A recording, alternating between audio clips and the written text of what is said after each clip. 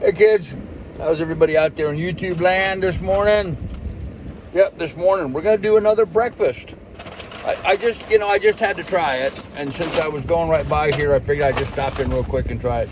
I went back to Dairy Queen because I wanted to see what their sausage was like as opposed to the bacon.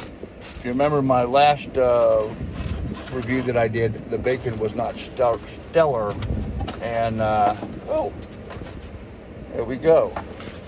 So it is patties and not links, which is good. Wow, I got 2 hash browns today. Eggs are about the same as they were yesterday. Yep, still like eating styrofoam. Eggs are not improved any.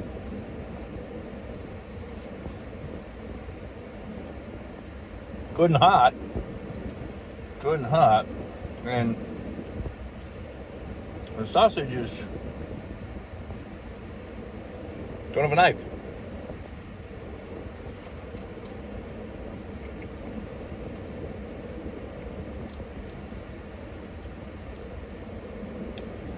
Not bad, but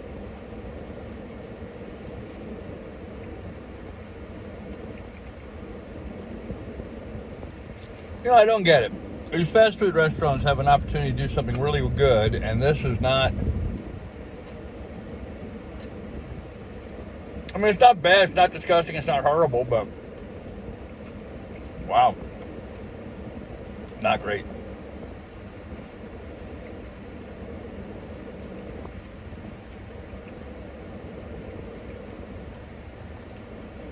With the bacon, I got 4 slices of very thin bacon. And volume-wise, that was not a lot of meat. I will say with the sausage breakfast, I got 2 of these patties. And so volume-wise, this is substantially more. 1 patty was about the equivalent volume-wise of the 4 slices of bacon. 2 of these is considerably more food.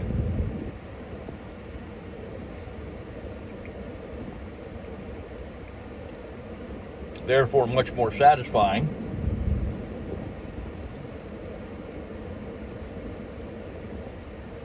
And no doubt it'll get much later in the day before I'm going to be hungry again.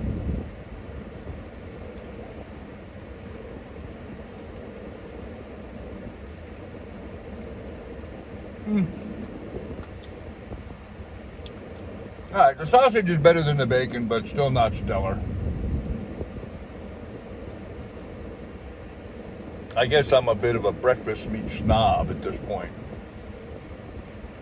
That comes from raising your own pigs and doing your own bacon and sausage. You know how good it can be. But I find it very motivating, highly motivating, to get me back out there to get my own land again so I can start raising my own. I did want to touch base on a couple things today. Which is the other reason why I decided to go ahead and do the breakfast.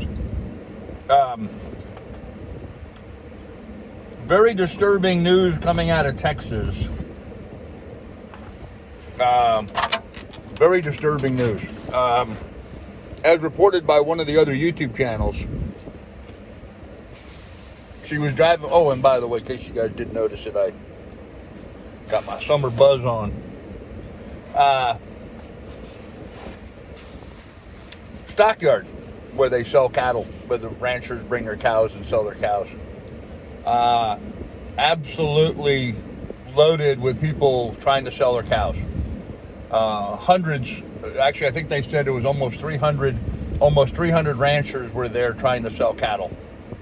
They're having a drought, hay prices are through the roof, fuel prices are through the roof. People are just getting out. Now, what's that going to mean? That means short term, we might see a reduction in beef prices.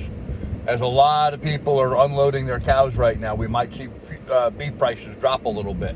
Whether or not that's going to be reflected in the grocery stores, I kind of doubt. I think the farmers, the ranchers aren't going to get the money for their cows that they should get for their cows. And I don't think consumers are going to see that benefit trickle down. It's going to get sucked up by all the bastards between the rancher and the consumer. I highly recommend, kids, highly recommend. Go get yourself a chest freezer, find a rancher near you, buy a cow on the hoof directly right there in his yard, shoot it in the head, cut it, process it yourself, cut it up, put it in your freezer. You'll have meat for $3 a pound maybe, and have the whole cow to deal with. We've got to start finding better ways to do this, and with fuel prices and all that being what it is, you're going to have to learn to develop those skills like your grandparents had. Hash browns.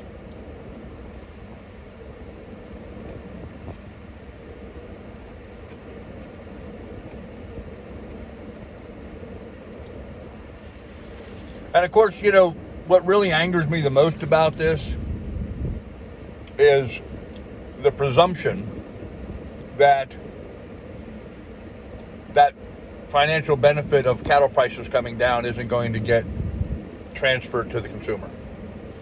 We already know. It's like we know we're going to get up the butt without Vaseline, and there's nothing we can do about it. We just accept it. At some point, folks, we got to stop accepting this kind of nonsense. At some point, we got to start fighting back. And I think that point is coming very, very quickly. I think there's a lot of Americans who are just like up to here with this nonsense, and it's time to go to guns. And I'm not...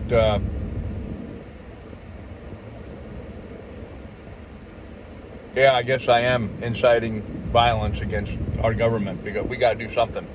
This stuff can't last.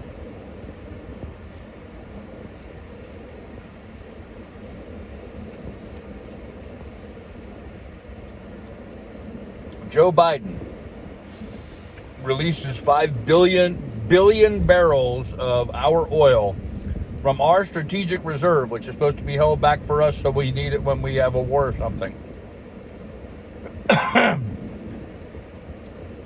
Sells it to China, the deal brokered by a company that his son Hunter has a ownership interest in.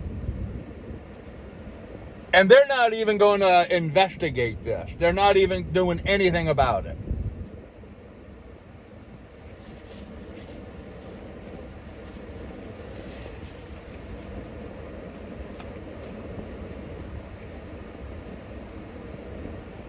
I think this is the straw that's broken the camel's back. For me.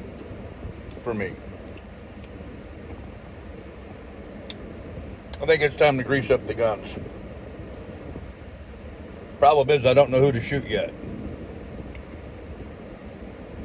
But, man, God help them when I figure out who that person is. These Schumers and Schiffs and Pelosi's and the Bidens, this whole crew, these are bad people, folks. These are bad people. We need to get this gone. You got terrorists pouring across our southern border like water through a sieve. We've got our own government ripping us off on a daily basis, stealing our Federal Reserve, our national fuel reserves. You know, Trump, when fuel was $14 a barrel, Trump tried to get them to resupply the Federal Reserve with oil. And the Democrats voted against it.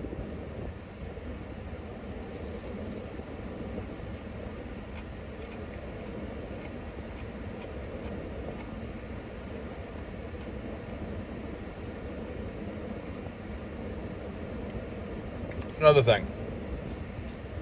I've heard a lot of talking heads, you know, Shapiro and Tim Pool and a few of these other commentators, and not so supportive of Trump as they used to be.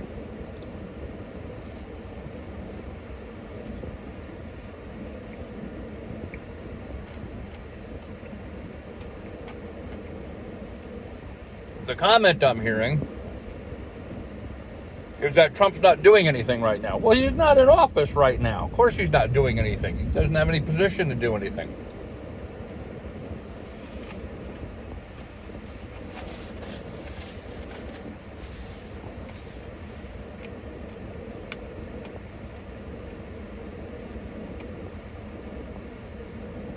I think a lot of Trump supporters are frustrated that he didn't accomplish as much as we would hoped while he was in the White House.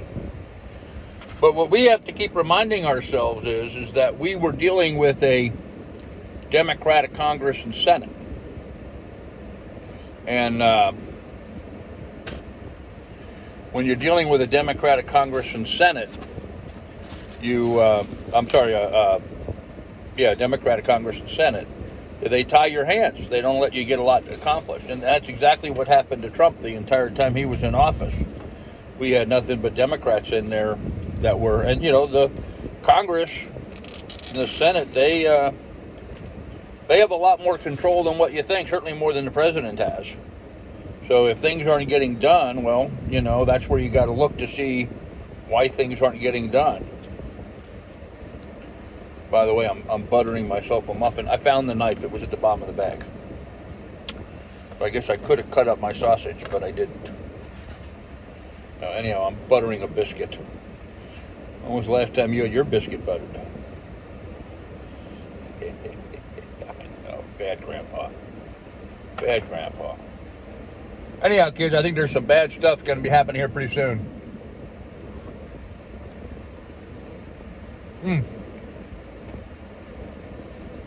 To finish my story earlier,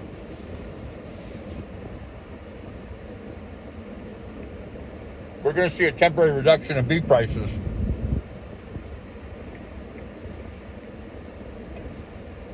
But all those cows that are going into market now aren't going to be calving next spring.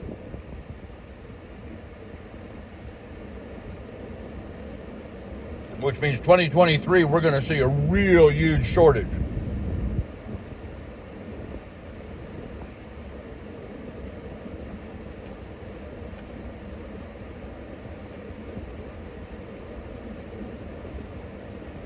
Here in Ohio, 1 acre of land will support 1 animal unit, which is a cow-calf pair. 1 acre of land.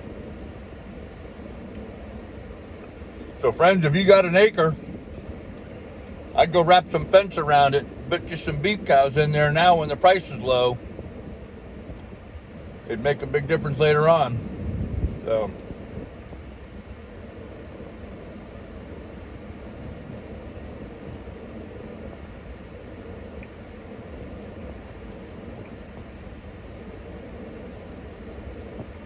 anyhow, kids, I got to get back to work. I'll have more for you later. Be good, be careful, take good care of one another. We'll see you then. Bye.